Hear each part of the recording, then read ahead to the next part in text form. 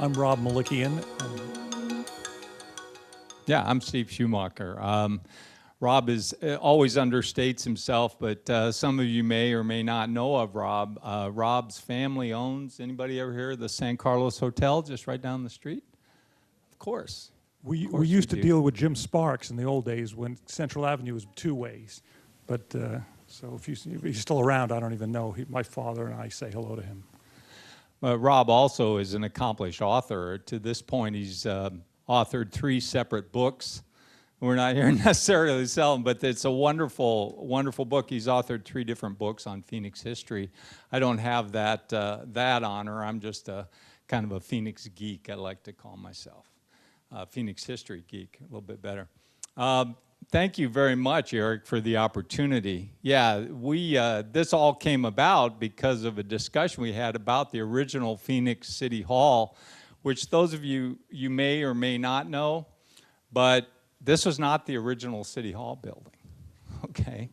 There was actually 2 different iterations prior to that, and the very first one you see up there on the screen, that was between 1st Street and 2nd Street, Washington and Jefferson. Some of you that are a little bit more veteran like me, you may remember the Fox Theater or the J.C. Penney store that were there after this City Hall was taken down in the late 20s. But you can see it was really nice, had a gazebo and a fountain, housed the state legislature for a while before the Capitol building was built, and a number of other things. If I can just give you a little 13-second soapbox thing, one of the things that we do as well, and I in particular, is we talk to organizations about recruiting, hiring, and one of the aspects you might consider is the whole idea of sense of place.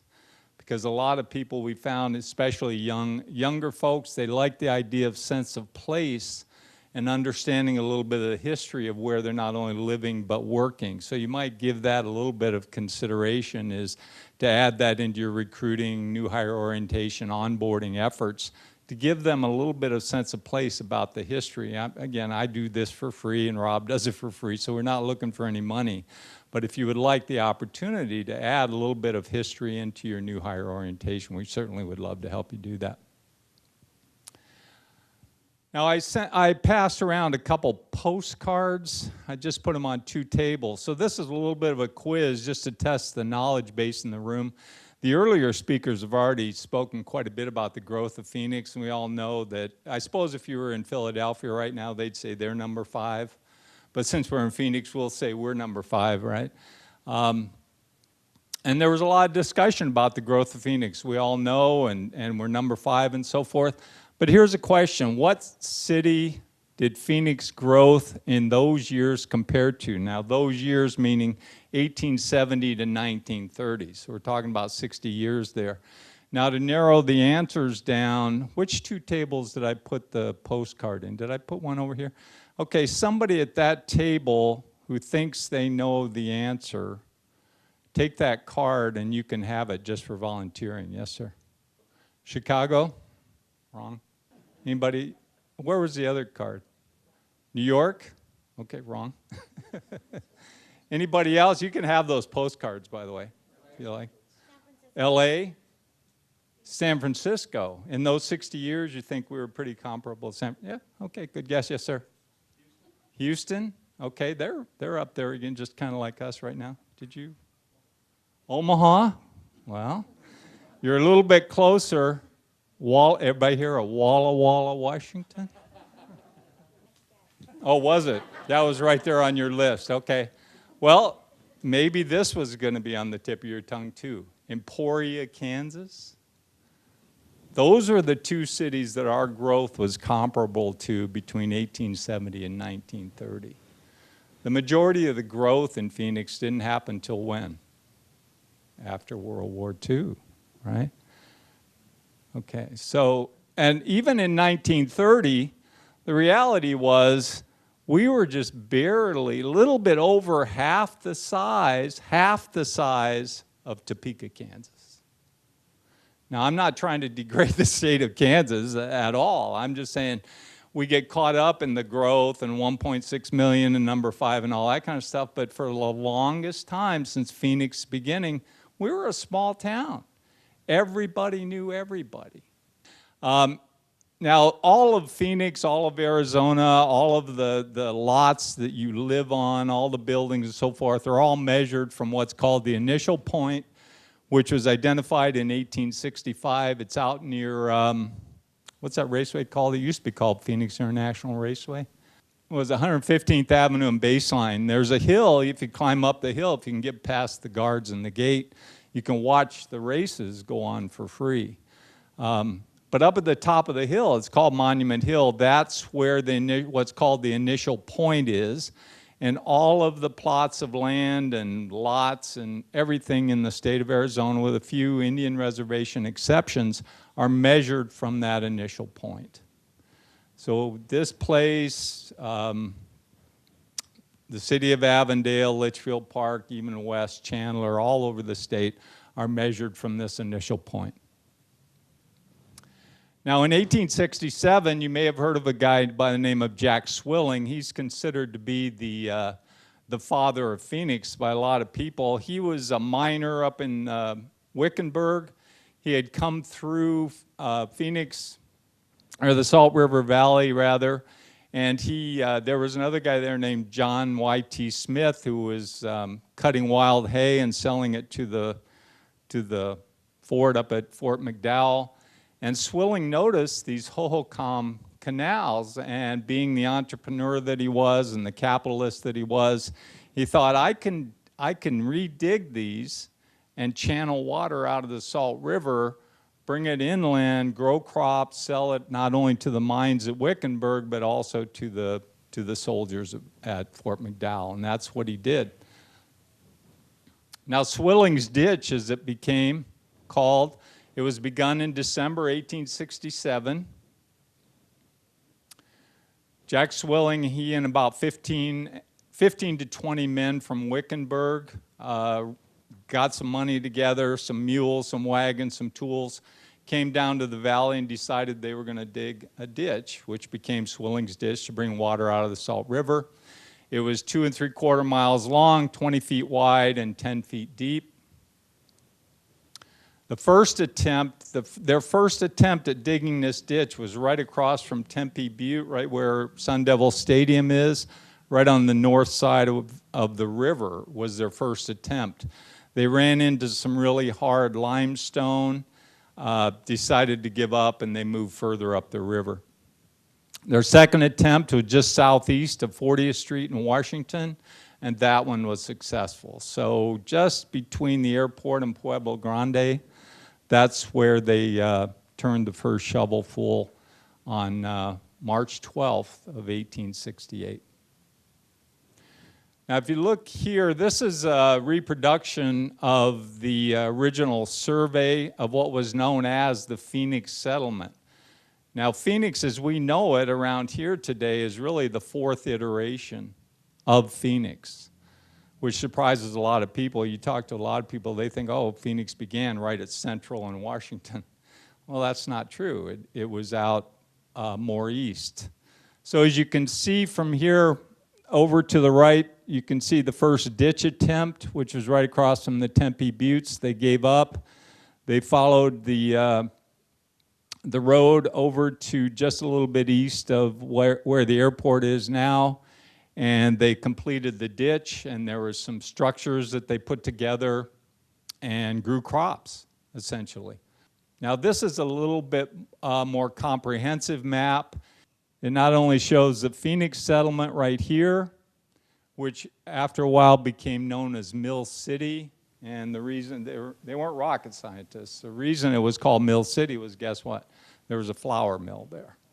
But the Phoenix settlement, the original Phoenix settlement, which had about 150 people at one point, and numerous structures, was right out here near the airport.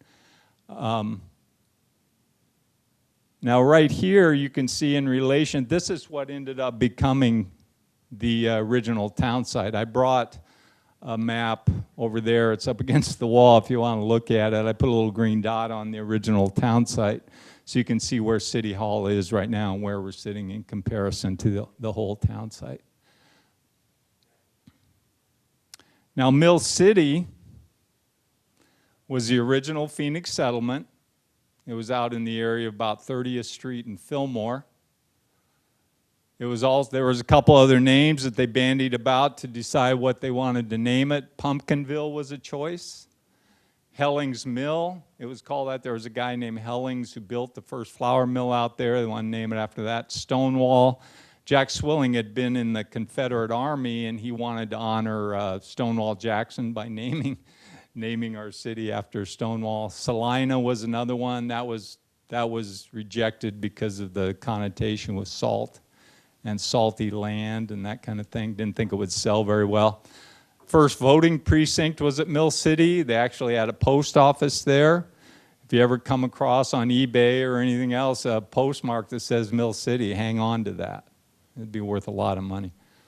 Now, there is a historic marker still in place that identifies this area, and it's at 24th Street in Washington, just a little bit east of 24th Street on the south side of the road. So if you're interested, that's where one of the original plots of land were where they grew alfalfa. Now this is an overlay that shows you the black and white.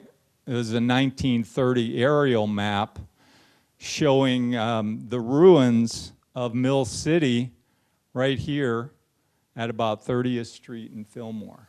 Not there any longer, unfortunately, but there's a school district offices there, just a little bit west of Celebrity Theater, and that's where Mill City was. And there were ruins there, and a golf course took over in the 20s.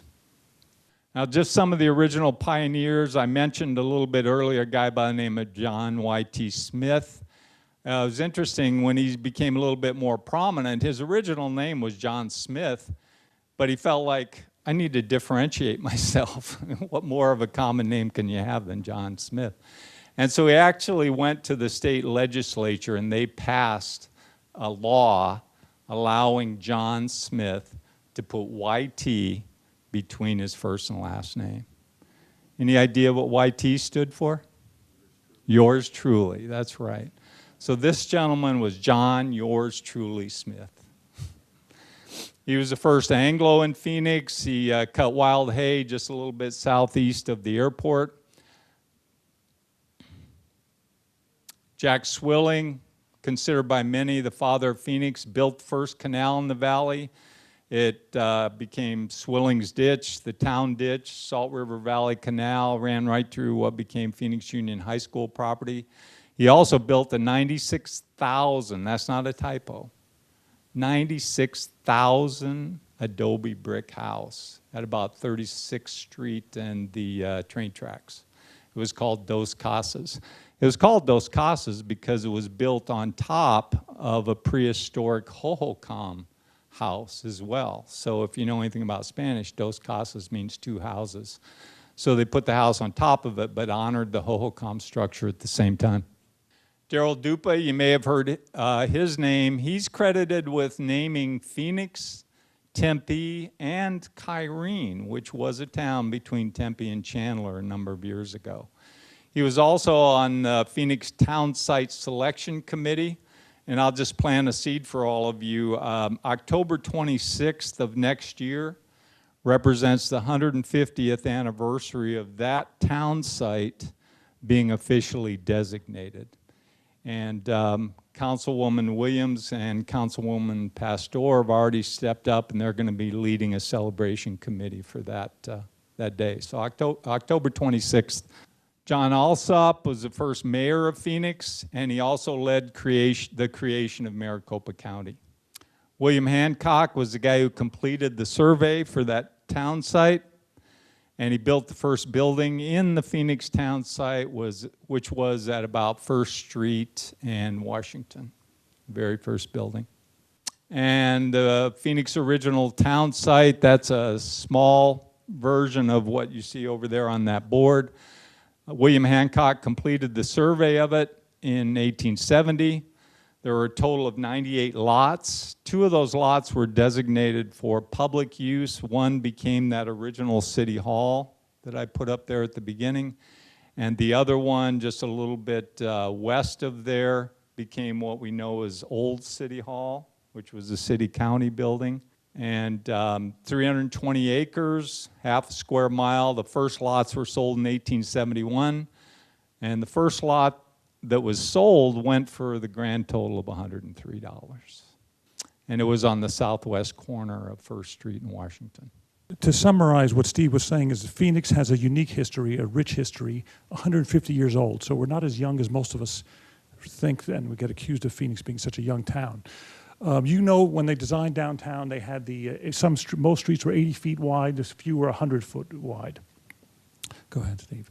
So here we have the city-county building. For 30 years, this was a center of city and county government because this is the site where the county courthouse was. They wanted to build a new one. And the city wisely went to them and said, why don't we latch onto that and build our government there too? So the county went for it. They cooperated. It worked very, very well for 30 years. This was the center of both city governments. It was a jail on the top floors there, which is still there. Does anyone know a couple of their most famous residents in the city jail there? Miranda. Correct. Ernesto Miranda, who drove along Adams Street here in front of the Orpheum and saw girls to rob and rape. And they caught him on 7th Street. And when he confessed, that became national law, as we all know. The other one was Winnie Ruth Judd. It was an O.J. Simpson trial of her time, 1931. She was the trunk murderess. She was held over here, and that's where the trial took place. Built in 1930. Here's Washington, West Washington. You can see the activity. The historic buildings are really worth saving because they kind of are on a human scale. They connect people, and they give people a chance to stroll and see things. Nowadays, they build beautiful new buildings. You recognize this one. But they're big monolith buildings that are hard to walk on. There's not much shade. So we want to get back to a more congested, slower lifestyle downtown, I hope. Do you recognize this person who didn't learn his lesson by driving around in the convertible in 1961?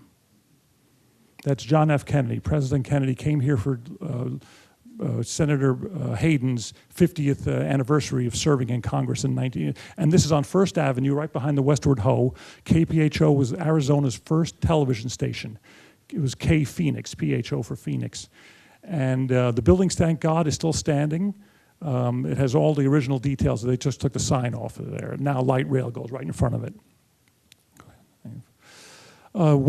This is East Jefferson. It used to be where the big horse and the mule teams, you'd come into town with all the supplies. The train tracks were blocked to the south. You can see the corner of the firehouse. There's a bell up there. And Phoenix was divided into 4 areas back then. It was so small. And the bell would ring 1 through 4 to tell everybody where the fire was. And people would run to that area, find the fire, and put it out. And that is the fireplace, the fire station that Fry's has been built over now. It has a little tribute there to the old fire station. But that was a very key spot in the old Phoenix. Now the street has been altered a little bit by you guys for the better. And it moves people in and out of our sports stadiums. East Jefferson. One of the things to note, the original main streets in Phoenix, Washington, Jefferson, and possibly Adams, maybe Central, were 100 feet wide. And I mean, I'm talking to the choir here. You probably know that the reason they were 100 feet wide is so that a complete team and wagon could make a U-turn. That's why they were 100 feet wide.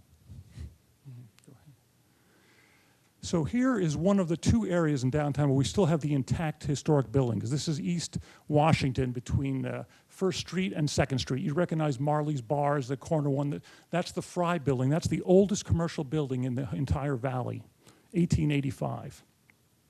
This ugly, ugly blue building that's next to it is tied for 2nd place.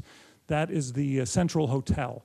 Now, and both of this block was a very prestigious block in the old days because it looked across the street. This was where the city government was originally, the first city building.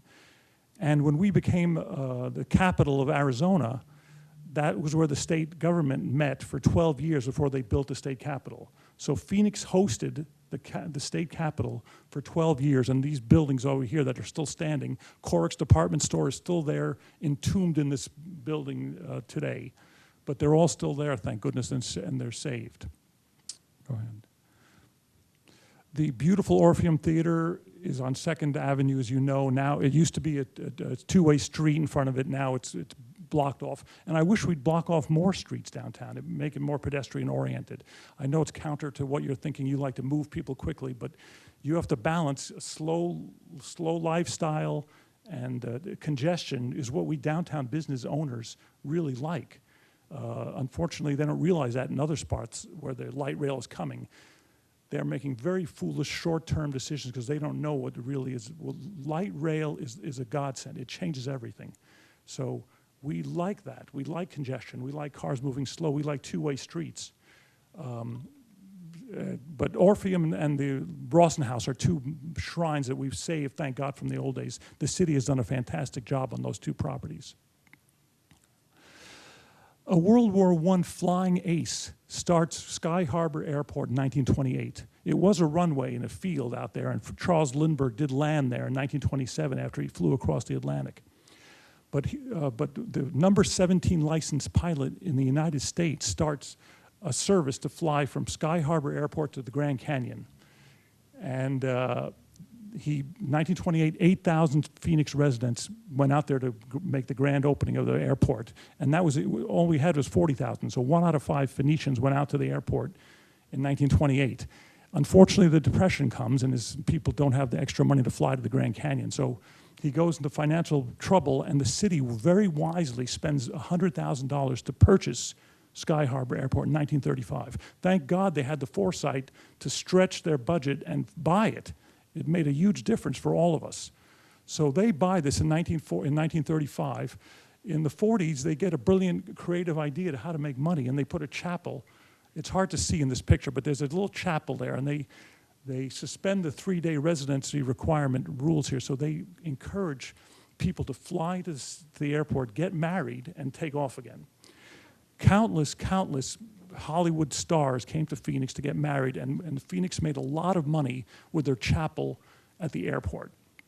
This is pre-Terminal 1, which was built a few years later for this 1947. And now you know we have something like the 11th largest airport in the United States, 29th in the world or something. It's a fantastic figures, and thank God it's an excellently functioning airport that's very convenient to all of us.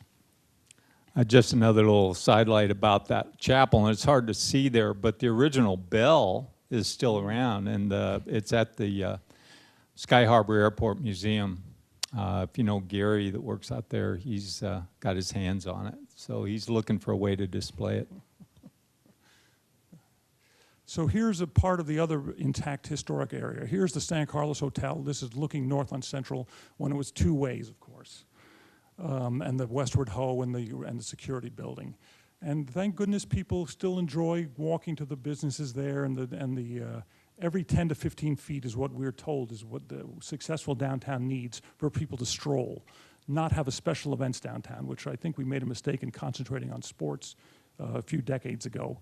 We should have put the money more into mom and pop businesses, encouraging bakeries and ice cream shops and that kind of stuff for people to stroll and live. And now with people living here in Fry's, we do have a chance to have a good, successful downtown.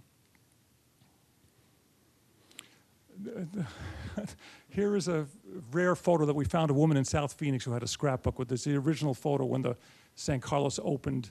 And then this is on the penthouse where the co-owner lived with Dwight Hurd. He lived up the street, but the woman jumped into a ghost. I don't believe in ghosts, but it is the number 3 haunted hotel in the United States, and we get people there every few days. But we can skip this story.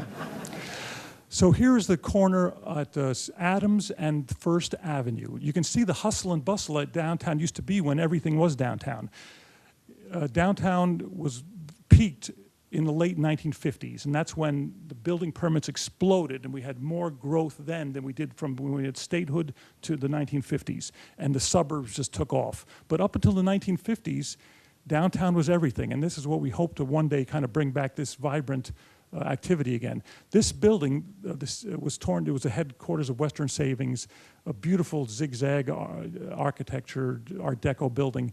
Elements of it are still retained by the city, thank goodness, on the southwest corner of Central and Adams and that little burger place. This is where the building originally, the the details came from this building when they moved it to Central Avenue. Now the only thing left is the Lures Tower, a beautiful, beautiful building. But thank God we have light rail. But it's just we don't have the slow congestion, which I like. Maybe you don't care for it, but in the modern times. And here also Adams and Central looking north, with Central Avenue in 1947 with 2 policemen here guiding traffic. The buildings are intact. You can see this gorgeous Victorian building is still there, but it's boxed in for Dunkin' Donuts is where it is now. The Hurd building next to it was his headquarters where the newspapers were in the old days, and the San Carlos and the Westward Ho. We still have some history left, thank goodness the city has helped save. And we hope to build on that to make a city, again, a pedestrian-oriented, slow-moving downtown.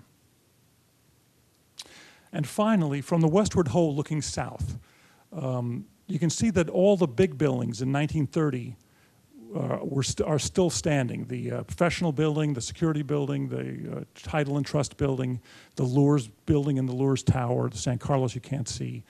But all the buildings that were large enough to make money for their owners, and pretty much all the decisions in history are made by men trying to make money. So for good or bad, they're not good and they're not evil, but they have to be guided by government or their wives, or else they just do very selfish, short-term decisions, and that's the nature of our society. But the larger buildings survived. All the smaller ones have been torn down, and the land value is too high. But so now, the modern picture, the buildings are still there. You can see the growth of Phoenix, our 5th largest city, is a magnificent city. And we have a bright future ahead of us, thanks to people like you planning ahead. We're going to grow substantially more here. So we have a lot of planning to do. And thank you very much.